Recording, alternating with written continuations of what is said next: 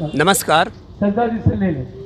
थोड़ा देर बैठो, आपको जिस तरह से किसान आज 20 दिनों से दिल्ली के बॉर्डर पर पिछले नए कानून को, कृषि के नए कानून को लेकर डटे हुए हैं, उसी तरह आज जन अधिकार की पार्टी पप्पू यादव भी नए कृषि कानून को निरस्त करने को लेकर अनिश्चितकाल के लिए चले गए हैं। तो मैं पप्पू यादव जी से ये जानना चाहूँगा कि आखिर वो निश्चितकाल धरने पे क्या करना है। जिस तरह से पिछले 20 दिनों से दिल्ली के बॉर्डर पर 21 दिनों से किसान बॉर्डर पे बैठे हुए, दिल्ली के बॉर्डर पे, और सरकार जो है उनकी मांग को मानने को तैयार नहीं। आखिर क्या वजह है सर?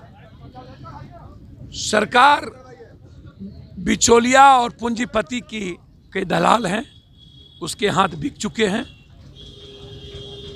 सरकार 7 सालों में कोई अच्छा काम, नोटबंदी, जीएसटी, व्यापारियों के लिए, युवाओं के रोजगार के लिए, स्किल स्टार्टअप के लिए, कोई एक अच्छा काम, मजदूरों के अधिकार को समाप्त कर देना, कोई एक अच्छा काम बता दीजिए जो सरकार करती है।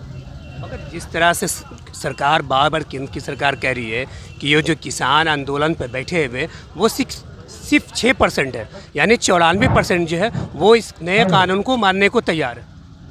सर, मुझे तो समझ में नहीं आता, यदि मानने को तैयार है तो बम गिराइए, लाठी चलाइए, गोली चलाइए और भगा दीजिए। आप कभी उग्रवादी, कभी आतंकवादी, लाखों किसान जो सड़कों पर बैठे हैं, आप उसको भगा दीजिए। फिर वार्ता के लिए क्यों बुलाते हैं? फिर गाली गलौज क्यों करते हैं? फिर चीन और पाकिस्तान इंटरफेयर कर रहा है ये क्यों कहते हैं? फिर गोदी मीडिया क्या दिखाना चाहती है? क्या ये मीडिया किसान के बच्चे नहीं है? ये जानना चाहते हैं। ये लड़ाई बहुत बड़ी है।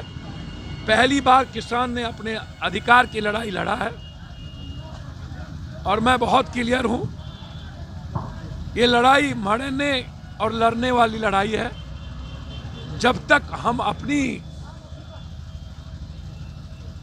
फसल के लागत का मूल्य, हमारे किसानों को अधिकार नहीं मिलेगा, एमएसपी पर कानून काबिल-ए-जामा नहीं होगा, जब तक आप इस तीनों कानून को वापस नहीं लेते हैं, तब तक भारत की किसान अपने अधिकार के लिए अपनी आवाज़ देगा, चाहे आप उसको मार दें, चाहे हरा दें। बिहार की बात नहीं है, कभी मुगल, कभी अंग्रेज ने शासन किया और अब पूंजीपति और नेताओं की मिलीभगत से हम पर हमारे अधिकार को छीना गया। तो पहली लड़ाई है किसानों की जो हम आज लड़ रहे हैं पूरे हिंदुस्तान में। मुझे लगता है कि बिहार के किसानों को ये समझने की ज़रूरत है, सबसे ज़्यादा इस लड़ाई का बेनिफिट, मुनाफा किसी को मिलेगा तो वो बिहार के किसान हैं, और वो सीमांत किसान बटेदारों को ज़्यादा मिलेगा। बिचौलिया उसके फसल को नहीं खरीद पाएगा।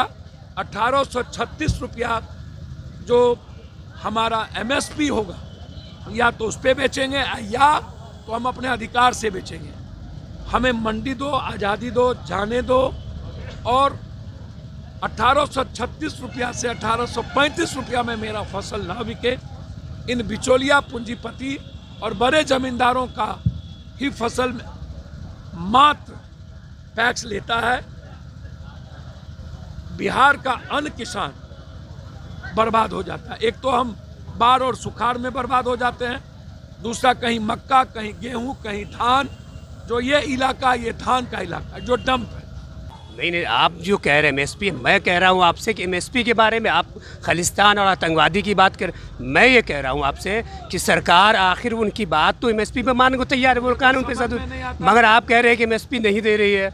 मुझे तो समझ में नहीं आता भैया। 21 दिन पागल हैं किसान, तो गोली चला के उठा दीजिए ना।